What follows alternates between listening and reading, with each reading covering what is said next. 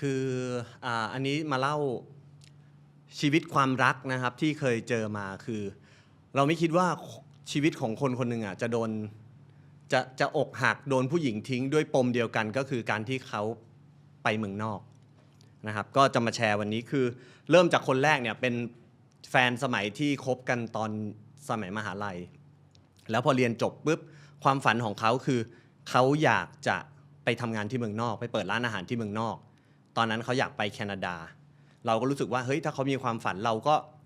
งั้นเราไปด้วยเพราะว่าเขาไปคนเดียวเขาน่าจะเหงา เราก็เลยไปกับเขาด้วยไปถึงเนี่ยเราก็ไม่เป็นหรอกคือเขาสามารถอยู่ในครัวทำร้านอาหารทำอะไรได้แบบคล่องแคล่วแต่เราไม่เป็นเราก็เลยไม่ได้ไปทำเหมือนไปเพื่อไปเรียนภาษาอย่างเดียวแล้วก็ไปอยู่เป็นเพื่อนเขาเฉยๆ จนวันหนึ่งเขามาบอกว่าลูกชายเจ้าของร้านอาหารชอบเขา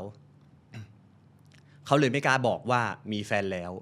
เพราะว่าเขามีอนาคตที่ดีรออยู่เราก็เลยบอกว่าไม่เป็นไรไม่ต้องบอกเขาก็ได้ว่ามีแฟนแล้วแต่ว่าก็คงไม่ได้คิดอะไรกับเขาใช่ไหมแฟนก็บอกว่าอ๋อไม่คิดหรอกคือไม่ใช่สเปคยังไงก็ไม่ชอบ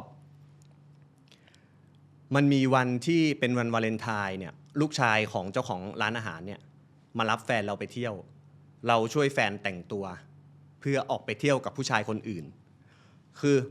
ถามว่าตอนนั้นมันเศร้าไหมมันก็เศร้านะแต่เราด้วยความที่เขาบอกเราว่ามันไม่มีอะไรแน่ๆเราก็เลยไม่เป็นไรมันเป็นความฝันเขานะเราตั้งใจพาเขามาส่งอยู่แล้วเนาะแต่งตัวเสร็จปั๊บเราบอกว่าขอออกไปดูหน้าหน่อยได้ไหมแฟนก็บอกว่าอย่าดูเลยคือแค่นี้ก็ทำร้ายต้นพอแล้วเลยว่าโอเคไม่เป็นไรจนเขาก็ไปเที่ยวกันก็ไม่มีอะไรจนสุดท้ายเราต้องกลับมาก่อนเพราะเราเริ่มเห็นอนาคตเขาโอเคแล้วเราก็เลยตัดสินใจกลับมาประเทศไทยพอกลับมาระยะห่างมันทำให้เราห่างกันสุดท้ายตัดสินใจเขาก็เลยโทรมาบอกเลิกกับเราว่า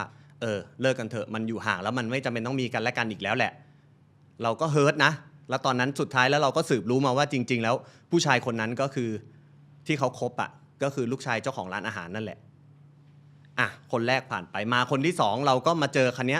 ผู้หญิงคนนี้เป็นคนที่ทำงานด้วยกันอยู่ที่ Exact นี่แหละเราก็ไม่เป็นไรก็ถือว่าเขาก็เป็นดาวเด่นของที่ทำงานนะเราก็จีบเข้าไปจนได้เป็นแฟนกันพอเป็นแฟนกันเสร็จปั๊บเขาเพิ่งมาบอกเราว่าความฝันของเขาคือเขาอยากไปเรียนต่ออังกฤษเราก็เริ่มเอะใจแล้วว่าไปอีกแล้วเหรอวะเมืองนอกอีกแล้วเหรอแต่ก็ไม่เป็นไรถ้าเขาอยากไปก็ไปความฝันของเขาก็ปล่อยให้เขาไปเรียนอังกฤษตอนนั้นก็ยังคุยกันตลอดต้องเท้าความก่อนว่าสมัยยุคเรา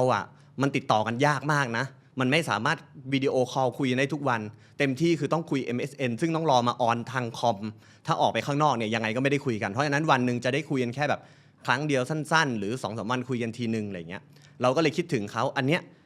บินไปหาที่อังกฤษอยากไปเยี่ยมไปดูว่าเป็นยังไงก็เลยบินไปหาก็แฮปปี้ดีใช้ชีวิตมีความสุขดีไม่มีอะไรจนกระทั่งเรากลับมาพอกลับมาก็ห่างกันอีกพอห่างกันเสร็จปุ๊บเขาช่วงที่จังหวะโทรคุยกันเขาบอกเราประโยคนึงว่าเราห่างกันสักพักเถอะตอนนั้นเราก็ยังดื้อว่าแบบห่างกันสักพักคืออะไรห่างกันเฉยๆใช่ไหมห่างกันเฉยๆหรือว่าเลิกกันเลยเขาก็บอกว่าเลิกกันเลยแล้วสรุปคือเราไม่จำเป็นต้องมีกันและกันอีกแล้วประโยคเดิมที่เราเคยเจอว่าสุดท้ายแล้วพอมันห่างกันมันไม่จำเป็นต้องมีกันและกันก็ได้เราก็เลยแบบนี่คือครั้งที่2แล้วใช่ไหมเราถามเขาด้วยนะนี่คือครั้งที่2แล้วใช่ไหมที่จะต้องทำให้เราเลิกกันเพราะไปเมืองนอกเคยรู้ใช่ไหมว่าคนแรกก็เป็นแบบนี้เขาก็บอกคือจะมีความเย็นชาอยู่สูงมากครับเราก็เลยแบบไม่เป็นไรเลิกก็เลิกก็เฮิร์ตไปร้องไห้ไปมาคนที่3ก็คบกันอันนี้ก็เจอกันที่ทำงานเหมือนกันก็คบกันจนมีอยู่วันหนึ่งเขาบอกเขาอยากไปทำงานที่เมืองนอกอยากไปทำงานที่ออสเตรเลียมีญาติอยู่ที่นั่นเราก็แบบครั้งที่3แล้วนะเราเจอมา2ครั้งนี่อีกครั้งหนึ่งเหรอทำไมผู้หญิงที่เราคบต้องอยากไปเมืองนอกวะก็ไม่เป็นไรอยากไปก็ไปตัดสินใจไปทำงานพอไปทำงานเสร็จปุ๊บเราเนี่ยมีเพื่อนที่ทำงานอยู่เมื่อก่อนมันจะมีบัตรโทรศัพท์ครับการจะโทรทางไกลเนี่ยต้องซื้อบัตรโทรศัพท์โทรมันไม่สามารถคุยง่ายๆได้เหมือนเดี๋ยวนี้นะจนโทรไปเสร็จเพื่อนบอกว่ารหัสประเทศมันไม่ใช่ออสเตรเลียนะมึงรหัสประเทศมันอยู่สิงคโปร์ เราก็แบบเอ้าโกหกเราทำไมอ่ะสุดท้ายก็เลยตัดสินใจโทรไปคุยกับเขาสรุปว่าเขาไม่ได้ไปทำงานร้านอาหารที่ออสเตรเลียเขาไปเป็นนักร้องเพลงที่สิงคโปร์แล้วไปร้องในผับและเขาไม่กล้าบอกเราเพราะเขากลัวว่าเราจะคิดว่ามันเป็นอาชีพที่ไม่ดีแต่จริงๆการไปร้องเพลงมันคืออาชีพปกติที่นั่นเราก็เลยตัดสินใจว่าอ่ะอีกครั้งวะไหนๆก็ไหนๆแล้วอยากไปดูให้เห็นกับตาว่าไปทำงานทำอาชีพอะไรที่นั่นบินไปสิงคโปร์โอ้ช่วงนั้นเปลืองตังค์มากครับบินบ่อยมาก บินไปสิงคโปร์ไปดูมันเป็นร้านอาหารแต่มันเป็นร้านกึ่งผับซึ่งแฟนเราก็ไปร้องเพลงที่นั่นจริงและก็จะมีการออกมาคุยกับแขกบ้างอะไรบ้างแต่ว่าคนที่ออกมาก็จะไม่ใช่นักร้องก็จะเป็นคนที่คอยเอนเตอร์เทนอะไรเงี้ยถามว่าธุรกิจมันดูน่ากลัวไหมมันก็ไม่ได้ดูน่ากลัวแต่เราเกิดความรู้สึกว่าเราไม่อยากให้แฟนเรามาอยู่ในที่แบบนี้แล้ว